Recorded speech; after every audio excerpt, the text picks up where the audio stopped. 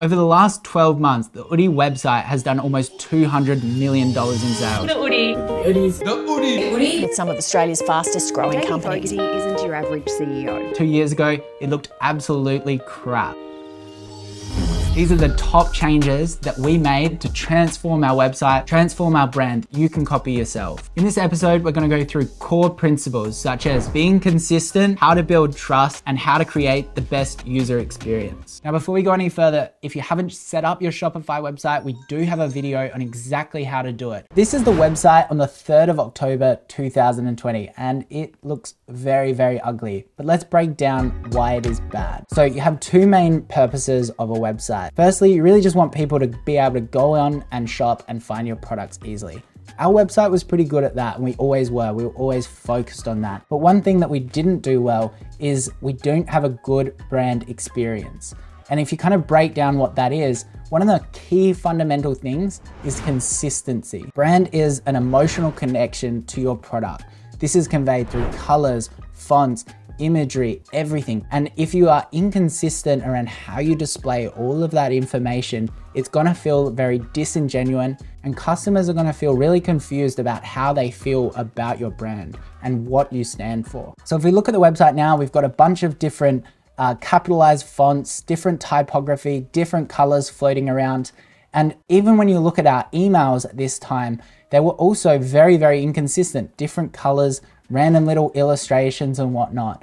If you look at what we've got now on the website, we just ran an Afterpay sale. You can see everything is consistent across the website. And we go to the email that we sent out for that exact promotion, and it's again, very consistent in everything that I'm talking about. One thing that medium and large size brands will do is create a brand book so that everyone is on the same page, not just people in their organization, but also agencies that you use for things like emails. So if we look at our brand book, which I've prepared here for you, we've basically got our logo, how to use that logo as well. People sometimes ask how I actually came up with the Oodie name and also the Oodie logo. I was just at home one night, 11 p.m. Everyone was out partying. I was very jealous, but I was like, I'm gonna start a new brand. I basically removed the H from hoodie. I think I just grabbed 2 fonts and we're off to the races. So you don't need to invest lots of time and money into the logo. Just make sure it's not trademarked. Then we've also got our color palette. You've generally got your primary colors and your secondary colors. And then you've also got some guides around iconography, and also is our typography. It needs to be consistent with a primary and a secondary font. If you're a direct response marketer or really struggling with this kind of thing, maybe you just don't have the eye for design, one thing I do recommend is using It's Oddit. They're just a service that I found on Twitter, and they're actually blowing up right now. They go through your website and find all of this stuff. You can see that they really picked up on the Montreal Serial Regular as our primary font, and then we weren't actually using that on lots of our web pages. You can see that we're using some capitalized, some with lots of spacing in between it. You just need to pick one and stick with it. However, if you look at our current website, we've got the major headings like shop by category and what's an Oodie all in the same font, with the secondary fonts very, very consistent. If you're interested in Oddit, we'll actually do a free audit. I'll chuck it in the description for you. The founders there, the team there is absolutely awesome. They'll look after you. People are very scared to shop online still. People are scared of 2 things. They want to know if they're gonna get their product and when they're gonna get their product. You really need to make sure this is clearly communicated.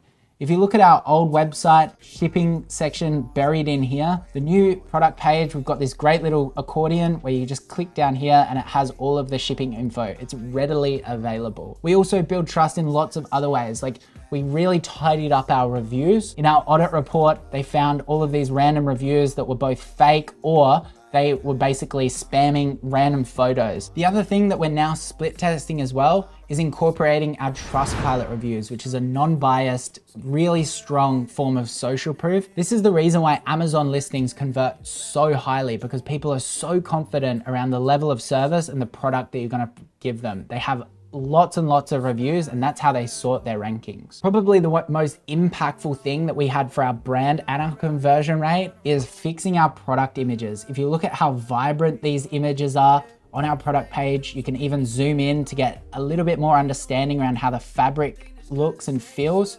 Compare this to our old with inconsistent lighting, poor focal length, so that looking at the wrong angle, it's making her look much shorter than she actually is. By fixing those images, you're going to get a lot more trust. I see this mistake with a lot with dropshipping stores. They pull from AliExpress, they just grab the supplier's images and there's just no trust there. That being said, I totally understand. Back in the day, I was shooting all of my images myself. I had to get my mum, she was my first Oodie model ever. I basically took all of the videos, all of the product images. You gotta work with what you've got. But when you have the resources, invest in great product imagery that builds trust. Final thing we're gonna go over is user experience. People don't want to have to figure out how your website functions. There's best practice that exists on most e-commerce stores. You just really wanna make sure that yours is copying that. There are so many examples of bad user experience on our old website that I don't even know where to begin. Probably one of the main things that we can see here is the use of negative space here. There's just way too much scrolling, no information. If you compare our new website, this scrolls down with it, responsive. You've got all of the images, so you don't need to click through.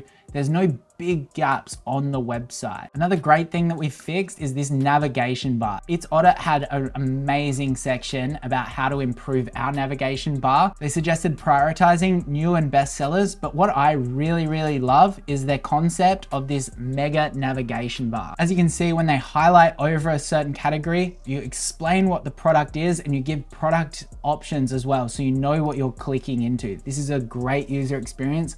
We tested it and it performed much better. User experience isn't just about design as well, it can also be copy. People don't want to have to expel lots of energy trying to understand what your copy is saying. There's lots of ways that you can simplify copy, such as using bullet points. So if you came to our old homepage, you can see this big lump of text. And as you can see under It's Oddit's recommendation, you've got to give them credit here. They just talked about simplifying this using bullet points. One of the most ugliest things that we used to have on our website is this pre-sale warning. And now we've changed that to be a little bit more professional and stand out. When you go to an order and pre-order, you can see this little box in our brand colors with some clear instructions about when it will be shipped. Another great user experience that we added is actually AI merchandising. So there's a bunch of new software out there that basically have machine learning to understand how to order your product and what product to recommend in certain sections. We've implemented this with this really nice sorting on the left-hand side as well, so customers have a better user experience and can find their product quicker. Probably one of the most important things that we did for conversion rate optimization and increasing the revenue per visitor that we got on websites is fixing our bundle selectors.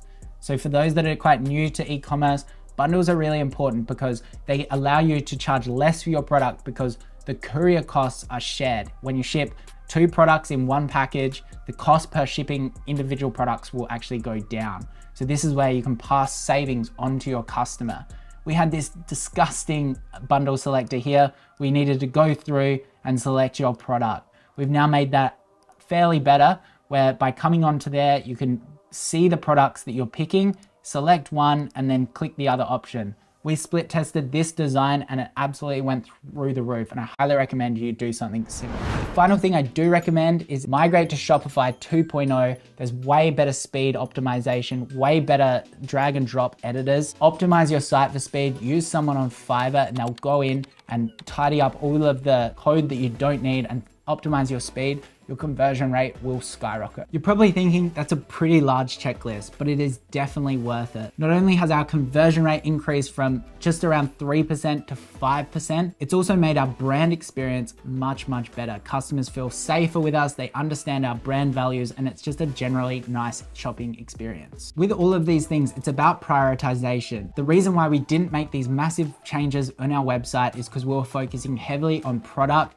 and marketing at the time. We didn't have the resources to invest in our website, redesign it, and make these changes. We decided to do a slow iterative process with lots of split testing, slowly improving it over time. If you've got something that's working, keep it. Make sure that you're prioritizing what is most important for you. If you like today's episode or need some help with your website, I'm happy to review it. Just join our mentorship, drop the link in the Discord, and I'll go over it with you. Don't forget to like and subscribe.